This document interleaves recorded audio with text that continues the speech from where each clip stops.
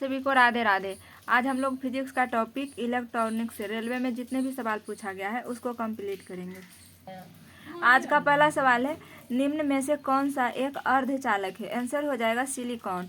अगला सवाल है 2 नंबर का था, एक एकीकृत परिपथ जिसे आईसी चिप भी कहा जाता है और एक छोटी प्लेट पर निर्मित इलेक्ट्रॉनिक्स परिपथों का एक समूह है जो डैश से बना होता है। आंसर हो जाएगा ऑप्शन बी सिलिकॉन। अगला सवाल है 3 नंबर का था, परिपथ का शक्ति गुणक परिपथ में किसको सम्मिलित करने पर उन्नत किया जा सकता है? आंसर हो जाएगा ऑप्शन ए संधारित्र। अगला सवाल है ऑप्शन बी पे लिखा हुआ प्रतिरोध का SI मात्रक क्या होता है? ओम होता है। अगला सवाल है 4 नंबर का था, MOS का पूर्ण रूप क्या है? आंसर हो जाएगा मेटल ऑक्साइड सेमीकंडक्टर। अगला सवाल है 5 नंबर का था, किसी डायोड का फॉरवर्ड प्रतिरोध होता है? आंसर हो जाएगा ऑप्शन सी बहुत कम। अगला सवाल है 6 नंबर का था, टनल डायोड है एक अत्यधिक डोप किया गया PN जंक्शन डायोड। अगला सवाल है 7 नंबर का है, ई का सिलिकॉन जाना जाता है? आंसर हो जाएगा option C germanium. Option A में लिखा हुआ है सिलिकॉन का परमाणु क्रमांक कितना होता है?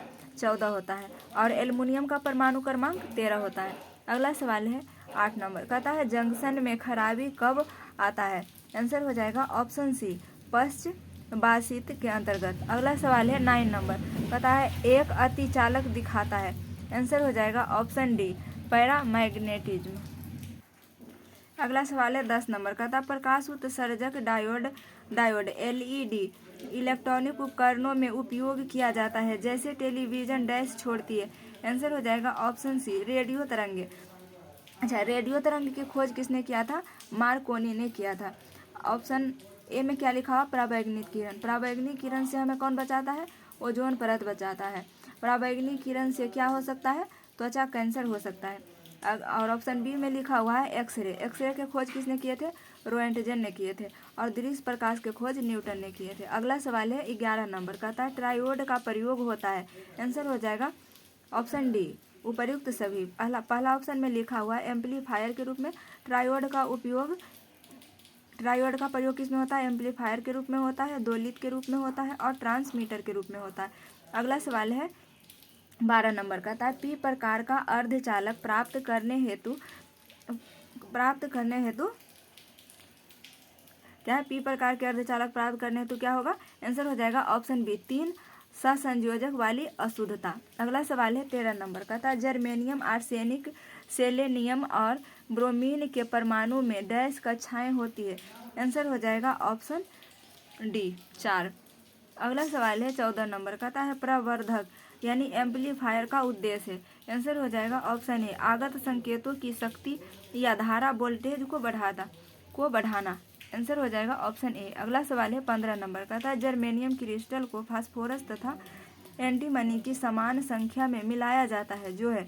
आंसर हो जाएगा ऑप्शन डी N प्रकार का एक अर्धचालक। अगला सवाल है 16 नंबर का था, अर्धचालक शब्दावली में डोपिंग क्या होता है? आंसर हो जाएगा ऑप्शन बी शुद्धता प्रतिशत को बढ़ाने की एक प्रक्रिया। अगला सवाल है 17 नंबर का था, डायोड वह प्रयुक्ति है जो धारा को क्या करता है? एक दिशा में प्रवाहित होने देती है। अगला सवाल है 18 नंबर कहता है, जब अर्धचालक पदार्थ में दाता प्रकार की अशुद्धि जोड़ी जाती है तब क्या होता है? आंसर हो जाएगा ऑप्शन ए इलेक्ट्रॉन उत्पन्न होंगे और N टाइप पदार्थ होगा। अगला सवाल है 19 नंबर का था, ट्रायोड को एक डैश के रूप में प्रयोग किया जाता है? आंसर हो जाएगा ऑप्शन ए रेक्टिफायर। अगला सवाल है 20 नंबर का था, जर्मेनियम का प्रयोग मुख्यतः किया जाता है? आंसर हो जाएगा ऑप्शन बी अर्धचालक के रूप में। अगला सवाल है 21 नंबर का है, किसी संधारित्र को वैद्युत परिपथ में किस लिए प्रयोग में लाया जाता है? आंसर हो जाएगा ऑप्शन सी विद्युत आवेश को संग्रहित करने में। अगला सवाल है 22 नंबर का था, नीचे दर्शाया गया चित्र किसका प्रतिरूप करता है? आंसर हो जाएगा ऑप्शन डी PNP ट्रांजिस्टर का। तो ये था कंप्लीट क्वेश्चन। मिलेंगे नेक्स्ट क्लास में। जय हिंद।